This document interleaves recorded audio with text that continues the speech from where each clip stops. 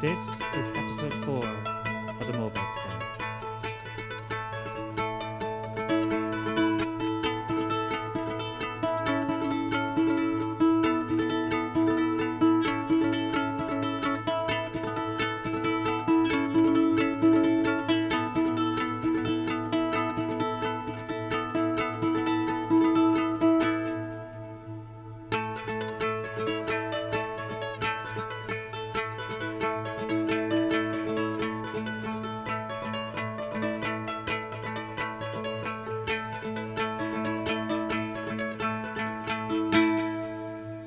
Hello everyone, welcome to episode 4 of the Morebegs Den. I'm your host Phil Spillane.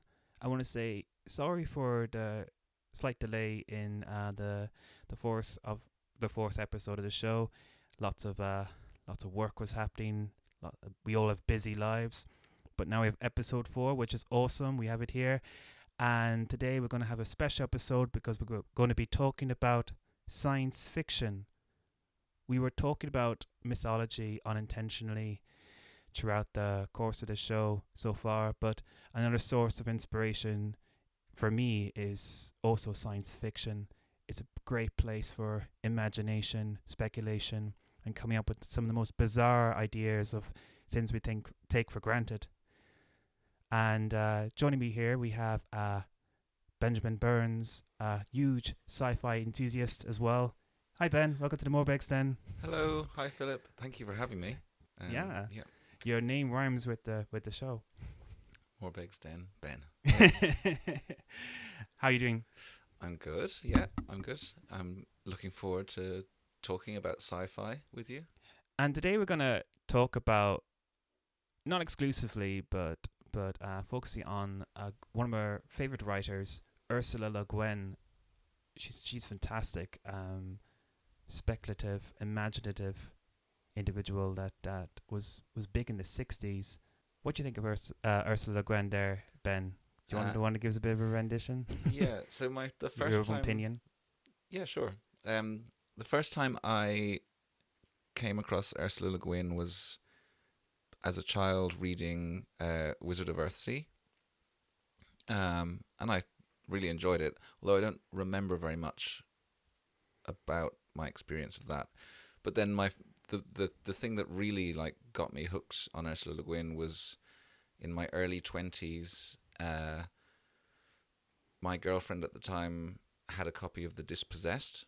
Oh yeah. And I read the Dispossessed and was just absolutely blown away by the story and the way the philosophy was woven into it, like kind of anarchist philosophy and interesting ideas from the historical past, like Zeno's paradox and things. That the way she wove these into the story was really impressive. And then also Taoism, the way she uses Chinese philosophy in her works, started to really influence me. So I got big into Taoist thinking through Ursula K. Oh no way! And That's then went on and read The Left Hand of Darkness, read The Lathe of Heaven, which is a really important one for me. Yeah. And I've read some of her other books of essays, although I'd like to get more involved with the works she wrote later in her life. But I haven't, because she was writing up until whenever she died, 5 years ago or something, was it? Yeah, she passed away in 2018, unfortunately, and left behind such a legacy. She was born in California in 1929, and she was a big influence on me as well. I remember you telling me about The Lathe of Heaven, and that kind of opened my eyes that she wrote more than just fantasy, because that's what most people know her for is fantasy. Earthsea is kind of gave her a household name as being a fantasy writer, but I think in the universal cycles, like people who study science fiction and utopianism, they know her as a science fiction philosopher, and that's what I respect her for her as well. I'm going to read out an extract from the Left-Handed Darkness, the introduction, just so you kind of caught up of what Ben and myself were talking about her way of her unique way of thinking about science fiction in general, and hopefully that might change your view of science fiction, because I think science fiction is underestimated genre of literature, and then we can go into deep dive. Ben and myself can chat about this. So this is from the introduction of the Left-Handed Darkness. This is summarized now, so if you want to read the full version, check out the intro of the Left-Handed Darkness. Science fiction is often described and even defined as extrapolative.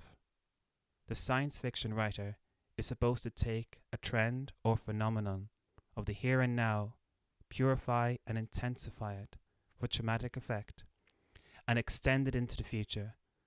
If this goes on, this is what will happen. A prediction is made. This book, The Left-Handed Darkness, is not extrapolative. If you like, you can read it, and a lot of other science fiction, as a thought experiment.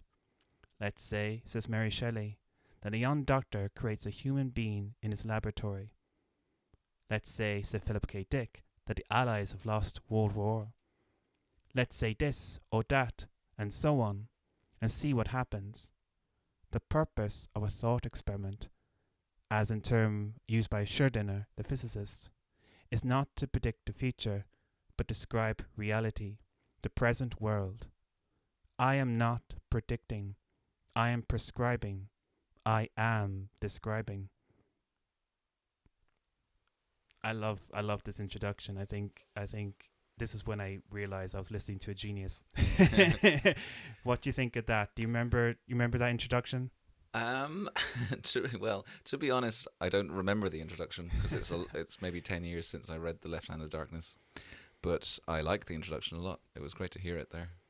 Yeah, and what do you think of saying that, that science fiction is not trying to predict the future, it's trying to predict the now?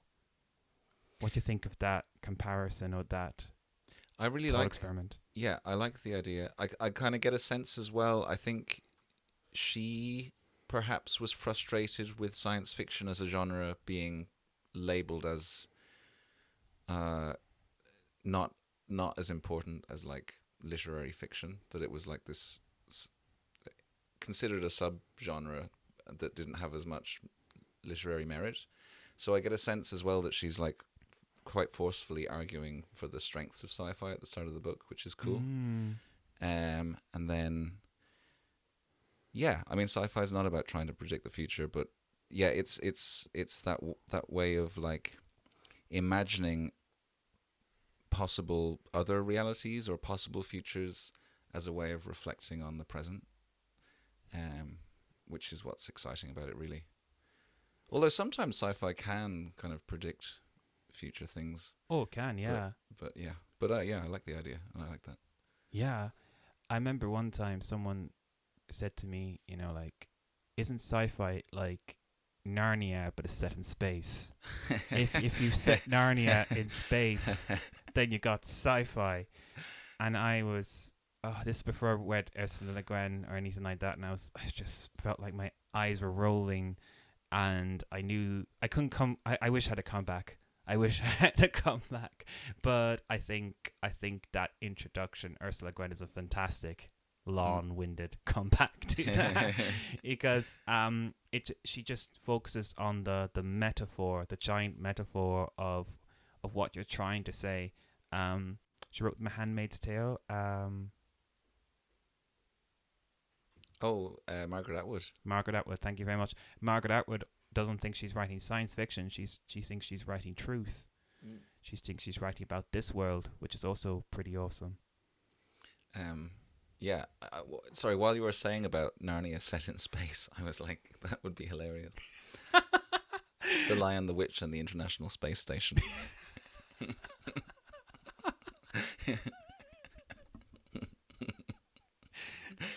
I'm a Narnia fan as well, but well, You know what? Believe it or not, C.S. Lewis also wrote science fiction. Did you know? Oh yes, I read. Yeah. Talking about other science fiction writers. In my, maybe I was 12 or 13, I read his trilogy. I can't remember what the trilogy is called. Out of the Silent Planet. Yeah. That's the first one anyway. Yeah, and I vaguely remember that each one was set on a different planet in the solar system. Oh. And so I remember the Martians being quite like squat and the people from Venus being like long and thin, because he was taking into account the gravitational differences on each planet, and how if you were on a planet with stronger gravity, you wouldn't need to have as much like what's it called when you're like close to the ground and able, like skateboarders have it. Oh, balance, I suppose. Yeah, or balance. Hand-eye coordination. Yeah, whereas if you're on a planet with a light gravity like Mars, you'd need to be like closer to the ground and bigger or whatever. So you center gravity closer. Yeah. That's so funny. That's the thing about science fiction as well. Like you can just make up your own logic, and your logic can be very mind bending. I know in The Left Hand of Darkness with Ursula K, she kind of describes about these, because light travel, you know, the way when someone travels in a spaceship through light speed, and because they've gone for so long that when they come back to Earth in the same speed, they would have passed a few 100 years, you know? She talks about just people living like that as if it's normal, and it's just their normality. And, you know, that she describes the main character, that because he's space traveled, all the generations that he knew back on Earth, the people he once knew on Earth, they're all gone. And you know, she's been up a few little thought experiments there throughout the novel, that sort of reality. So he's only on the spaceship for like a year or two, but he comes back and it's been 100 years, like something like that. Yeah. Well, he doesn't go back, but he knows. He knows that Earth is. Oh yeah. His home planet has changed so much, but to him it's just his job. You know, he accepts this as it's what some of the responsibilities he takes on as a space traveler. You know, but yeah, but like that's the fictional part. But like, what's the science part? Because like in that little essay there, Ursula is describing like science as in a thought experiment, experimentation, and the result. Yes, yeah, that's actually an interesting thing to pick up on. I mean, yeah, with The Left Hand of Darkness, the experiment is a society with individuals who can become at different points in their life both genders. So it's a society without gender, or with a kind of different way of experiencing gender. Yeah, so I just finished a book, so I will have a clearer picture of it than Ben does, trying to remember about 10 years. It must be Ben's trying to do a bit more thought experiment, trying to remember his memory thought experiment. So yeah, like the planet called Winter, that I goes to, the main character is these people they're all born male, basically. They're all born male until they reach a period in their lives called Kemmer, where they switch into a female. And it's interesting because, you know, they have the kin at one stage, and the kin gets pregnant, because he was in Kemmer at one stage, and he had a child, you know. And it's just so intriguing that, you know, to them they're not always interested in sexuality. They're not interested in sexuality until they reach Kemmer. And it's bizarre, because I think in our world we're always interested in sexuality in some respects, but in this planet they're not. They have no interest until they reach this heat, which is Kemmer, and that's a very, very awesome thought experiment to think of. Yeah, I suppose. I mean, there are animals who are only in heat for certain times of the year, so it makes sense to think of a society where the people who live there are like that. It's interesting. And then, like, you have other books where in The Dispossessed, the thought experiment is, what if there was a breakaway from, like, capitalist society and people tried to set up an anarchist commune in a separate place, and by putting them on the moon of this planet, she was able to, like, separate the anarchist society from the capitalist society, and then let that play out for over the certain amount of years, and then see what the differences are. And then the main character in that is a physicist who ends up going back to Earth. And then with the Lathe of Heaven, there's a thought experiment in that one as well, being that someone whose dreams change reality, which is awesome. Yeah, it's interesting that all of, like, a lot of her major books are there's literally a kind of experimental idea that's the trigger for it, and then she, like, builds a world and lets it play out. And in The Dispossessed, I want to go back to that one. What she does is that it's the opposite to most utopian novels. It's not someone from the outside. It's not someone from our country visiting a perfect world. For example, Thomas More's Utopia, which is a very simple example. Thomas More has an explorer from I think I'm gonna guess England. I think he's from the UK. Oh, England back then, and he visited a new country called Utopia. So it's from our world into that world. But in The Dispossessed, Ursula K does a bit of a twist. It's the utopianist coming to our reality, our capitalist country, and they have their own view. And then they have the social challenge of thinking, wait a minute, maybe my planet isn't utopian after all. I'm just brainwashed in some ways. It's interesting though in The Dispossessed as well. The Utopia on the moon is not entirely utopian, or it has, like, dark undercurrents, because even though they have no, like, rules, they end up having cultural norms which are as restrictive as laws. So they're essentially an anarchist, lawless society, but the cultural norms are just as it's an interesting, like, how the cultural norms end up being restrictive. I believe so too. I remember that from the novel as well. The physicist couldn't explore his ideas because they were limiting. They found it useless. I think that's what happened, and that's why I think he went to Earth. Oh, their equivalent, because the moon and Earth are actually called different names. But he went to Earth to explore those ideas further, because the moon thought they were completely useless. That's why I understood anyway. I remember not many people understanding what he was talking about. Generally, well, he was working in abstract theoretical physics. I think I could understand those parts either.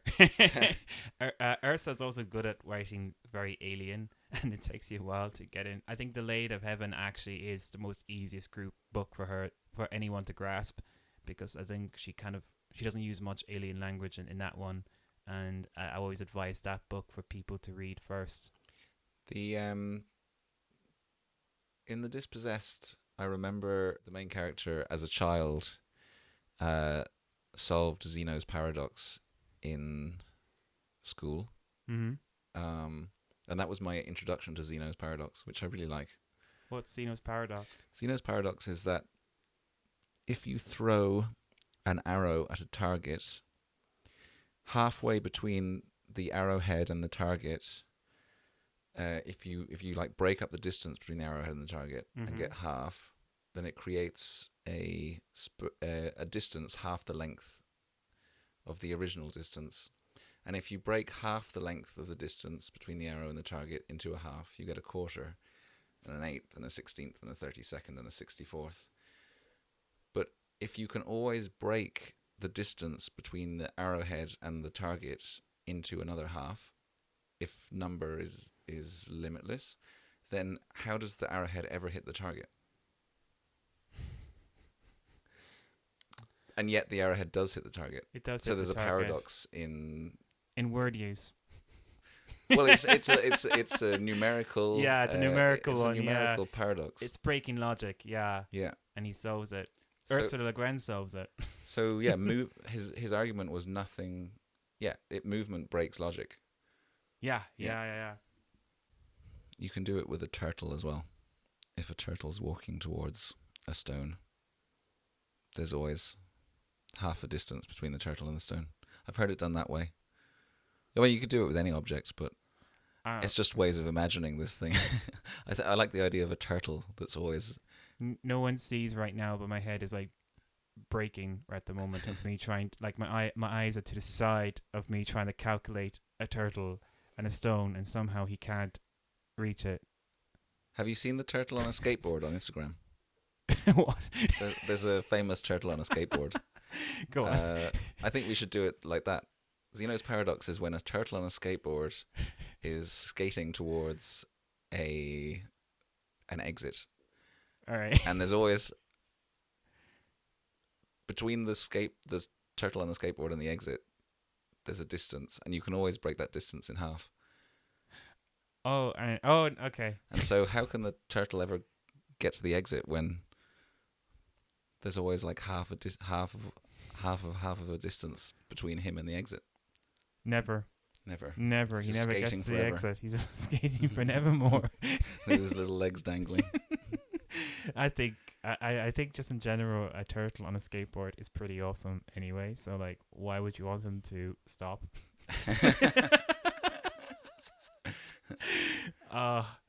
Anyway, and the Lathe of Heaven. Then we mentioned that earlier. All mixed up here, but the Lathe of Heaven is what happens is the character can change the world with his dreams. That every time he dreams, the world changes in accordance. For example, he dreams of peace, and then to echo that, aliens come down from outer space in the waking world, and then they create peace. And what's bizarre is that he doesn't control his dreams. That's the challenge. That's the awful thing. He can't control what happens.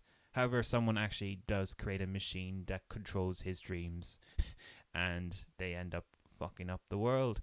Excuse my language, but that's what ends up happening, because whatever happened before, it just layers and layers and layers. Like the aliens stay for the rest of the book, despite him dreaming continuously different dreams. It's so, like my mouth hit the floor so many times of how messed up the world got. It ties in, like, a lot of the chapters start with a Taoist quote, and then it ties in. There's the doctor character who realizes that this guy isn't mad and his dreams actually are changing reality, and then he starts trying to manipulate them for the greater good, and also for personal gain.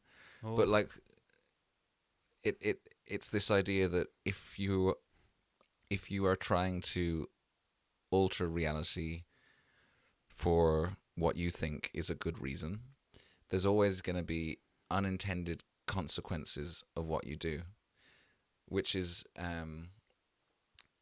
so in Taoist philosophy there's this idea of Wu Wei, which is non-action, but it doesn't really mean not acting. It means like it means acting without forced intention towards a particular purpose. It's like action without action. And so the Lathe of Heaven is kind of a critique of trying to force things to be the way you want them to be as well, showing how actions can have unintended consequences beyond the scope of your control. That's what I kind of always feel about that novel. Yeah, what I feel about it as well is that kind of very similar to you, Ben, is that we always talk about equality and our aims for like a better world, especially equality these days, which is totally awesome and it'd be totally beautiful to achieve. But I think Ursula Gwen is questioning in in Lathe of Heaven, what does equality actually mean, and challenging us to question that if we do create a planet of total and utter equal people, what sort of planet could that look like? And she has like, I'm not going to spoil it too much, but they kind of end up with everyone looking grey, everyone having the skin color grey, and it's just appalling. Like, you know, no one has any characteristics, no one has any personality. And although, like, you might think that's a bit over the top, you know, we have to make sure that we have to make sure that we always know what we're looking for, and not ever have the thing that, you know, if you solve one problem, you can create a million others. You can make 1,000 more problems by solving one problem. We always have to be very careful of what we wish for and what we actually achieve. It's just such an awesome thought experiment that someone has this superpower, and what potential damages that can have, even though your intentions are good. Actually, maybe I could read something from The Left Hand of Darkness, because I'm rereading it at the moment, and I've just been marking sections that I like. Oh yeah, that'd be awesome. That'd be an extra little treat. So, okay, actually, some of the bits I've marked are interesting. So this bit is marking a description of the Doctor's character, who is like trying to control things. And Dr. Haber, white-toothed, bay-maned, huge, boomed out, "Good afternoon." That geniality was not faked, but it was exaggerated. There was a warmth to the man, an outgoingness which was real, but it had got plasticoated with professional mannerisms, distorted by the Doctor's unspontaneous use of himself. Orr felt in him a wish to be liked and a desire to be helpful. The Doctor was not, he thought, really sure that anyone else existed, and wanted to prove they did by helping them. He boomed, "Good afternoon!" so loud because he was never sure he would get an answer. Orr wanted to say something friendly, but nothing personal seemed suitable. I thought the use of the words unspontaneous use of himself was interesting. That unspontaneous. Yeah, that he's kind of got this rigidity, and and so like kind of wrapped up in himself that he doesn't know that other people exist. So therefore he wants to help them, because he hasn't really like listened. And I guess this is the unspontaneity of the Doctor, and the fact that he isn't really listening to what's going on around him is kind of the problem, because he's trying to fix things, but he doesn't know enough about. He hasn't like stopped to reflect enough on what they are. He just wants to help, but how can you help if you don't know what's going on, or if you're too rigid? Yeah, it's like, you know, if you wish for world peace, what exactly are you wishing for? Like what can happen to the world? And there we go. Like, that's the what if, which is what we discussed at the beginning of the episode. You know, what if you wish for world peace? There's a science fiction right there. That's the hypothesis. Now go writing and do the experiment. Like, he wishes to end world hunger. Oh yeah, and 5 billion people end up not existing anymore. Exactly. Yeah. Whoops. That really destroys the main character, or. Yeah, because Or's the person who has this unfortunate curse of control, changing the world with dreams. Any other science fiction books you think, Ben, that you think are just as impactful to you as Ursula Gwen? So Stanisław Lem is a huge influence on me. Never heard of this person now. He's a Polish sci-fi writer. I've got some of his books behind me. Did he write Solaris? Because I know that's He did. been He a lot wrote of bullshit. Solaris. Ah, Yeah, yes, Solaris I know is that probably one. his most famous one. Yes. What else did he write? Let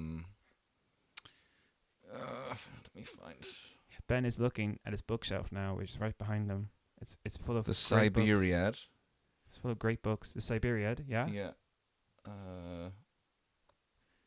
The Futurological Congress is another one. That's an awesome name. Yeah. The Future. The Futurological Congress. Cool. That is a crazy little book. Oh. It's this guy. He's an academic living on another planet somewhere, and he comes back down to Earth for this congress of futurologists who are basically academics who study the future, and they're all staying in this hotel in Costa Rica having debates and lunches and things. And someone, I can't remember who, but some group of people drug the water supply and start bombing the hotel. But anyway, essentially, he drinks some of the hallucinogenic water, and yeah, it's just absolutely insane. He's just tripping like for most of the book. Well, what's happening is the rest of the book is then like talking about what's happening in the future. So it takes that futurological idea, and so it's kind of debates and stuff about the future in the mind of someone who's having a strange hallucinogenic experience. So the potential future is constantly changing throughout the rest of the book. It's it gets wilder and wilder as it goes on. Pretty awesome. Have you read Rendezvous with Rama? No. That's a great one. It's about this.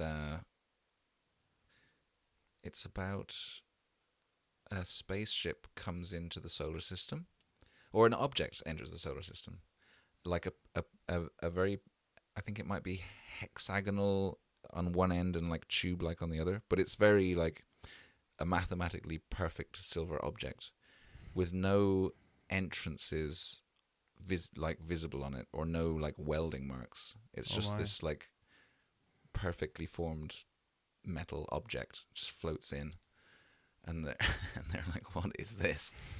And they go up to explore it, and they're like, it really seems alien, but they can't get in. And then eventually they figure out a way in. I can't remember exactly how. So it's kind of like the adventure of entering this mysterious object and finding out what's inside. It kind of reminded me of like one of those like archaeologists finding a strange object and like going into a tomb, or going into maybe say a couple of 100 years ago, people going into the tombs under the pyramids in Egypt. Like it kind of had that vibe, but in space. Oh, that's even scarier. I don't want to ruin the plot, but like things on the ship start like coming to life after a while. Okay, we have like a precursor to Alien right there. And of course we mentioned Margaret Atwood as well. Of course most people know her for The Handmaid's Tale, but in my mind I think the MaddAddam series is worth checking out. The trilogy of books are really, really beautiful dystopian novels. There's actually two dystopias in that novel. There's the past and the present of the novel, and both are equally bad places, because that's what dystopia means in English. It's ancient Greek, and dystopia means bad place. Oh, interesting. Yeah, and utopia means no place. It's a play in words. Which is like sci-fi. Utopia is like, it's a no place where you can imagine what the current place could be like if it were different. Yeah, exactly. Yeah. That we mentioned Thomas More there earlier. He was one of the advisors for Henry VIII. Have you read Thomas More? I have for Utopian Studies. Oh, cool. I never read that. I'd like to. Yeah, it's great. There's some funny chapters in it. It's a big satire basically. That's where Utopia comes from. It's basically satire. Jonathan Swift, he's a very famous satirist from, I think he's from Belfast actually. He's from North of Ireland anyway for sure, and he wrote Gulliver's Travels, which most people know for the first chapter of The Little People. Gulliver visits these little people, but later on he visits giants, and then he visits Laputans who live in flying cities, and then he visits these race of people who ride on these race of horses, that ride on top of people. And it's one of the most weirdest chapters. That It sounds great. It's amazing, and like what happens is like Gulliver just goes completely mad and starts communicating more with horses than people, because he begins favor horses over people. It's a nice way of flipping things. Oh yeah, It's about time the horses rode on us. Oh yeah, definitely. It's my favorite chapters, and what's funny about Gulliver's Travels as well, Gulliver does have no racial opinions on any of the races he meets. He doesn't judge them, he doesn't compare them. He's just a blank slate going, that's what they're like. And it's either like how the book is written, and Jonathan Swift just didn't want to make Gulliver complex, or it just really helps the plot of this perfect observer character visiting these places, these no places, and just having these early thought experiments of what if, which happened there since even ancient Greek as well. And these can be brilliant places to fuel your imagination, as well as break the bubble in which you're in, because we all live in a bubble, we all live in a security, and science fiction can really crack open that bubble and say, what if all the things you depend on just disappear? Like I remember in our class we talked about the failed science fictions, and one of those is the zombie apocalypse. Some people actually want to escape into a zombie apocalypse, which is really messed up, because like if you take for granted that all science fictions are based on true stories, then that means that zombie apocalypses can actually happen. Well, we do have pandemics and things which are kind of related. Exactly.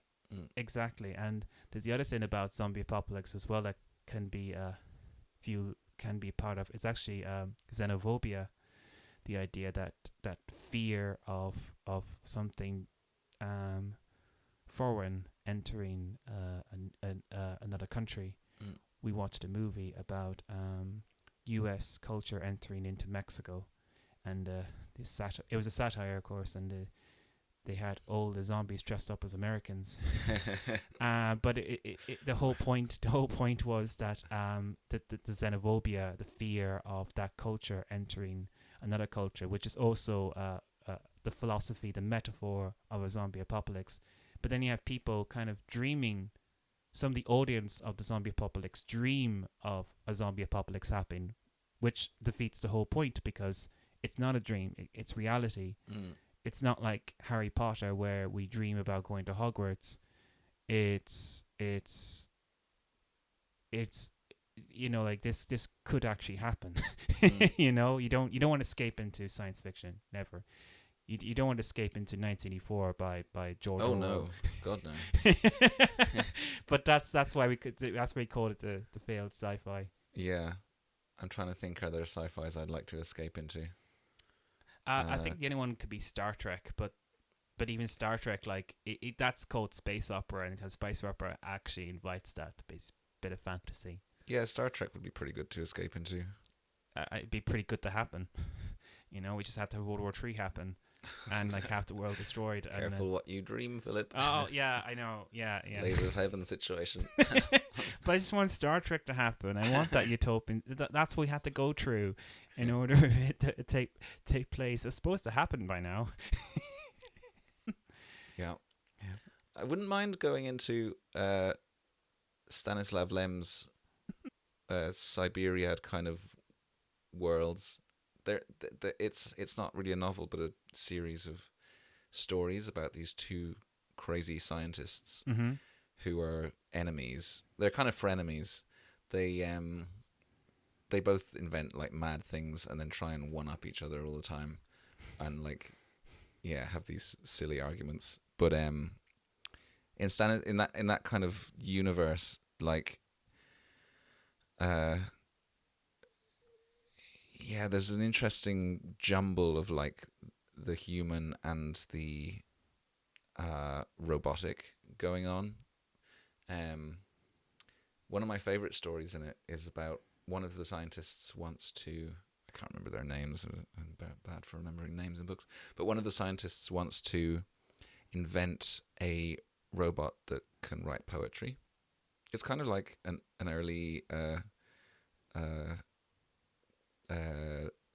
AI kind of story. Oh, okay. I think it was probably written in the 60s, but it's anyway because he was into cybernetics and like these kind of ideas while they were in their early stages. But the book is about this scientist is trying to get the robot to write poetry, and is like feeding the machine lots of different kinds of poetry and like tweaking it, and it's just like feeding back like total shit, like and it's terrible at writing poetry. But so he realizes that the reason it's not good at writing poetry is because a poet is influenced by their cultural surroundings, and like the reason a poet is able to write a certain way is because they've been influenced by other poets, and they're influenced by the political situation of the time, and they're influenced by their upbringing. So he realizes that in order to make a good poet, he's got to make the social situation around the poet. So he has to recreate the social situation around the poet inside the machine. But the more he works on it, the further back he has to go. And he ends up reinventing the whole universe in a machine in order to recreate a single poet who can write something decent. Well, he has to reinvent all the way back to the Big Bang inside the machine. Well, that's it. AI enthusiasts, that's what they had to do to make good poetry from your AI machines. Just do exactly what that sci-fi and Ben advise. Because I'm not impressed by the AI so far. They're not political enough. They're not influenced enough. They're no good. That's just terrible. So just go all the way back to the Big Bang inside the little pocket of a... Yeah, that's a great story. What's that name again? Hang on, I've got the book. Oh, it's got a nice little cog cover as well. That's the AI machine there. There's the it's in the Cyberiad by Stanisław Lem. It's called The First Sally, or Trurl's Electronic Bard. So he's a bard rather than a poet. Well, a bard is a poet. Let's see. Have it compose a poem about a haircut, but lofty, noble, tragic, timeless, full of love, treachery, retribution, quiet heroism in the face of certain doom. 6 lines, cleverly rhymed, and every word beginning with the letter S. And why not throw in a full exposition of the general theory of non-linear automata while you're at it? Growled Trurl. You can't give it such idiotic... But he didn't finish. A melodious voice filled the hall with the following. Seduced, shaggy Samson snored. She scissored short, sorely shorn, soon shackled slave, Samson sighed, silently scheming, sightlessly seeking some savage, spectacular suicide. You know what? I think that experiments I'm putting into AI machines today. We talked about earlier about like sci-fi predicting the future. I'm already doing that now. Do you write sci-fi, Ben? I have written a little bit, like, because I'm mainly a poet, so I'm not really writing many stories. I have written a few vaguely sci-fi-like poems, and I've written a short kind of piece about a recording device that can record the sounds of the future. Oh, that's intriguing. Is that like Is that like a first draft, or what stage is it at? Um, it's finished. I think I could read it. Oh, Will I read it? cool. If you feel comfortable doing that, yeah. It's called Sound Worlds of the Amalga Beings: Sonic Observations from a Biotech Future. Cutting-edge intertemporal recording technology has enabled a team of futurologists and field recordists to capture sound up to 100 years in advance of its occurrence, mapping out for the first time an aural history of the hereafter.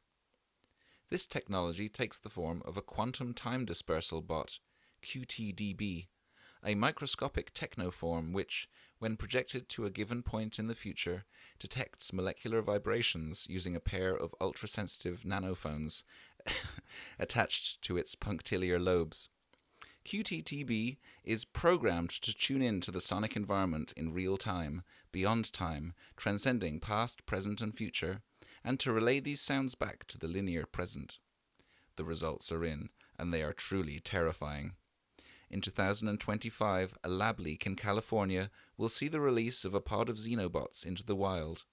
Xenobots are biological robots, reconfigurable organisms made from living cells. They have a writable molecular memory and can be programmed by exposure to specific wavelengths of light. Initially, scientists will remain unconcerned by the leak. Xenobots are considered harmless, and it is thought that they will soon perish. Not so. Liberated from the controlled environment of the laboratory and reprogrammed in response to sunlight and the Earth's electromagnetic field, the xenobots begin to behave in unusual ways, multiplying and invading the cells around them, scrambling genetic sequences and eroding the boundaries between organic and inorganic matter. Within months of the xenobots' release, Homo sapiens as discrete entities will cease to exist. Animal, plant, bacteria, virus, fungi, silicon, rock, all forms and materials dismantled and recombined by the xenobots' algorithmic behavior. Spectral analysis of the waveforms transmitted by QTDB reveal a confusion of wonders near impossible to categorize. Technobats hone in on existential crises. Raindrops pitter-patter in quantized beats. Watering cans sing lullabies to their tiny spouted offspring. Coloured doves coo areas to passing rays of light. Cannibalistic flowers shriek at the oblong moon. Slabs of concrete pump abstract blood into the hearts of Wi-Fi hedgehogs. Decaying cattle low at mobile lumps of clay. Howler monkeys sing songs so complex and melodious they make shivering turtle leaves cry thermostats of mercury tears. Human lighthouses with gills illuminate the depths of the ocean. Blackbirds as vast as cathedrals emit bursts of supersonic noise. All molecules become potential tools and potential musicians. Music that is fixed without boundaries, that moves from beginning to end with no middle, shaped by the chemically flexible new chaos mind. And emerging from this disorder, the amalga beings, creatures neither living nor dead, synthesis of matter and light, DNA and binary code, possessing haptic feedback control systems that alter with use, and malleable cochlea that contort and reshape themselves ad infinitum. Perception is inherently unstable, and the sonic properties of Earth indescribably altered. Songs are no longer to be listened to or enjoyed, but the relief valve of anguished beings whose fundamental state is pain, autonomous war zones in the battle between nature and logic.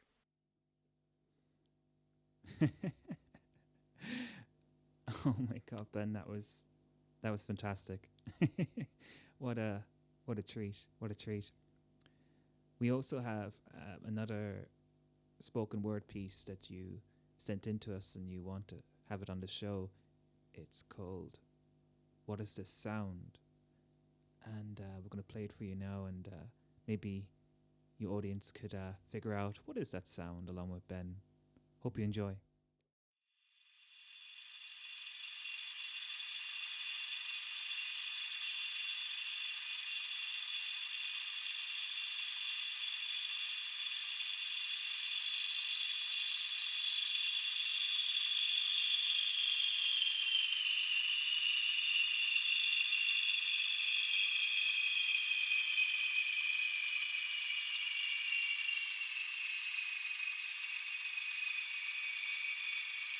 What is that sound?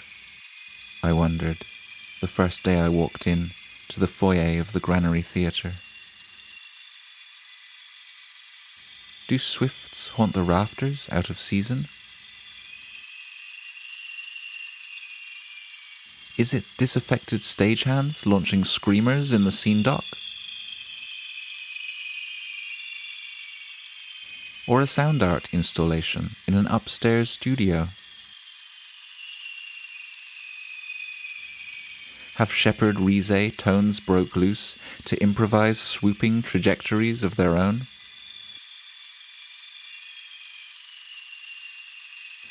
Do the military drop bombs through an endless sky, targeting innocent thespians? Is there a rainforest microclimate in the black box, complete with dripping leaves, tree frogs, howler monkeys, and a myriad of shimmering insects? Does a silent panther stalk the gantry? Are they readying themselves for the pounce? Oh, that, said Roxana, introducing herself and offering me a glass of water. That's the sound of the fridge.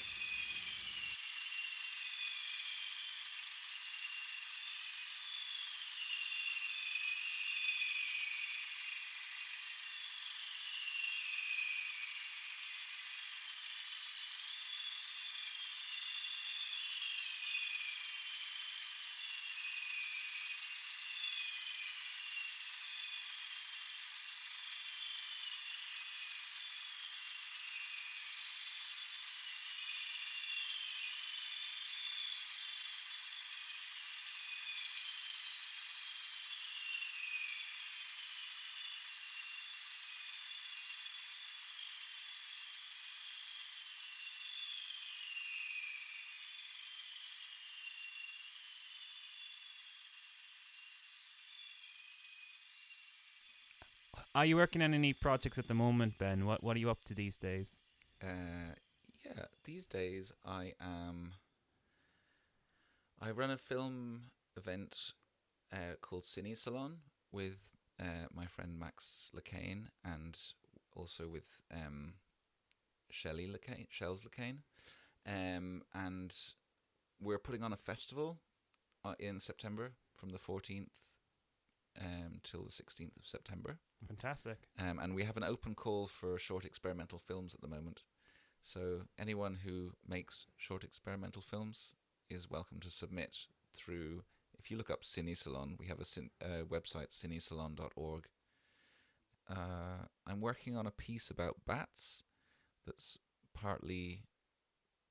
with fit projection and poetry and probably some sound. That's what I'm kind of working on my own project at the moment. The other thing that's going on at the moment is I'm in a band called Exotic Bouquet. Nice. I had to see. I remember you told me a lot about this. I had to see you guys before. I saw some photos of you guys on Instagram. You look very wacko.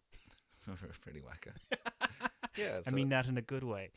I guess we have costumes and it's kind of as much performance art as it is a band.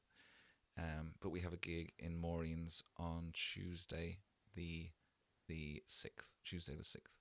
This podcast will probably be released after the gig, though, won't it? End of August. Oh, yeah. So there's no point telling people about this gig that happened in the past. Well, you could time travel. Yeah, time unless travel. there's some time travelers listening. Or it you could be. You could dream about it. Yeah. You could dream about, visiting the gig. Or you can enter the minds of the people at the gig at the time. Oh, this is going to be released after the entry date for Cine Salon as well. Oh, yeah. Well, then there's all kinds of things that people can go back to. There's all types of possibilities if you really think about it. Yeah. After all, science fiction is about fact. After we tried to tell you so many times, do honestly believe us that it is possible to go to this gig and Cine Salon, is it? Yeah. Well, because you could still go to the festival. You could still go to the festival, yeah. Which would be absolutely awesome. And this band, it sounds amazing. I'm sure they're gonna have other gigs throughout the year. That the end of the year for sure. And thank you so much for joining me here today. I think we talked more than what I thought about science fiction and thought experiments. And I hope we saved science fiction as a genre for everybody out there, because it's one of my favorite books to always return to. My favorite genre. Yeah. Yeah, I really enjoyed thinking about sci-fi and books that I've read and why I like it. So, yeah, and hearing your perspective. So, yeah, that was great. Thanks, Philip. No worries, man. No worries. Morebegs then is always open to creative heads and talking about literature and inspiring others and getting others writing. We need more science fiction. We need more speculation. We need more time traveling. We need more dreaming. But be careful. Oh yes, be careful. Be careful what you dream for. Take care, everyone. I'll bring news for the next episode soon enough. I say I'll do this more, a bit more loosely than what I did before, because things can get very busy. Time can be very unpredictable. But I will have news in the next episode very soon. And for this one, thank you very much for tuning in, and I hope you have a wonderful day.